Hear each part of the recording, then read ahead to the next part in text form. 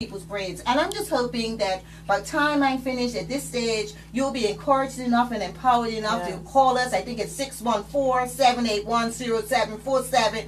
Pick up that phone, call in. I want to be able to speak into your life, not just from the things that I'm saying, but take your situation and let you walk a day today with practical solutions to your situation. So please call us at 614-781-0747. But did you know, Amisha, I just was interesting. I went online and I saw that Oprah Winfrey, the great Oprah Winfrey, the billionaire Oprah Winfrey, who now has her own red TV station, was once fired from as being an anchor woman in Baltimore because they felt she didn't have the skill set, she didn't have what it took to be successful in the business. Did you know that? Wow, I actually did know that one because I have a lot of respect for Oprah, and that's very. I also knew she was very, very poor. Yes. Very, very poor. She used to walk to school and walk to her job with holes in her shoes.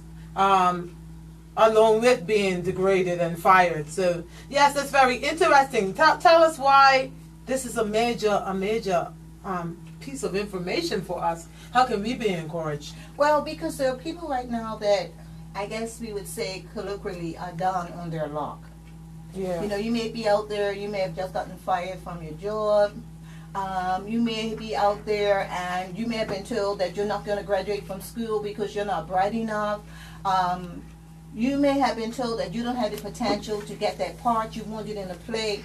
And it's important for you to know, and especially from Oprah's story, that when one door closes, if you come with that right mindset to say, okay, if that didn't work, let me go and see what else will work, then you will give you the tenacity to hang in there until the right door opens for you. That's the importance of this, that there will be various encounters in our lives. We cannot write the script for those encounters. I'm going to tell you a little bit about my personal life in a little bit, and I would not have written any of those scripts for my life. Trust me, I wouldn't have done it. But when I get there and I opened the book and I turned to the page and the page said, today your husband will die suddenly, I didn't write that script. But I knew that I had a few things going for me, and I don't want to jump ahead of myself. I had a few things that I had been taught, a few principles that my parents had instilled in me that made me say, okay, fine. If this is what I be, you know, as they say, if this is the lemons that I've been given today, God teach me how to make the lemon juice. Yeah. And it's not something that happens overnight. But let me not get there first. I just want to see if anybody knows about this one first.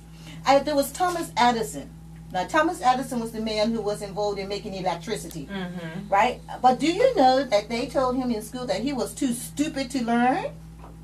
Thomas Edison? Thomas Edison. Now, you know, he is well known for making the phonograph, for making the electric lamp. Yeah, We read today, and we have light by our bedside today because of Thomas Edison. But when he was growing up, they told him that he was so stupid and dumb he had never amount to nothing. And I know there are people out there right now that is resonating with you. You know, people are saying, teachers, so-called learned people are saying your children can't learn and your children are dopey and dumb. Don't accept that. What happens is that there are different learning styles out there, and what we need to do, we need to match the child with their learning style. Not try to fit the child into the mold of the learning style that whatever school they're going to wants them to learn by. There is no dumb child. Every single child can learn. But you got to connect with the right person that can speak into your child's life. So those people were speaking into Thomas Edison's life, but somewhere I believe it was somebody that was speaking something positive. He had a mother, or he had a father, he had some significant person who was saying, you can do it, you can be who you want to be. And so it's important that when you have negative encounters, you don't park your head on a negative encounter. Thomas Edison didn't do it. Oprah Winfrey didn't do it. Albert Einstein didn't do it. Now, Albert Einstein is deemed one of the most intelligent men that ever lived. Yes. And everybody knows Albert, well, most people will probably have heard of the theory of relativity.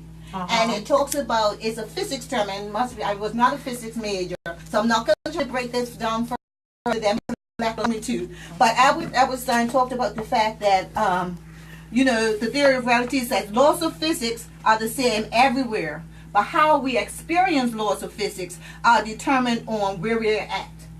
And so, but check this out. When Albert Einstein was growing up, he never spoke one word till he was 4 years old.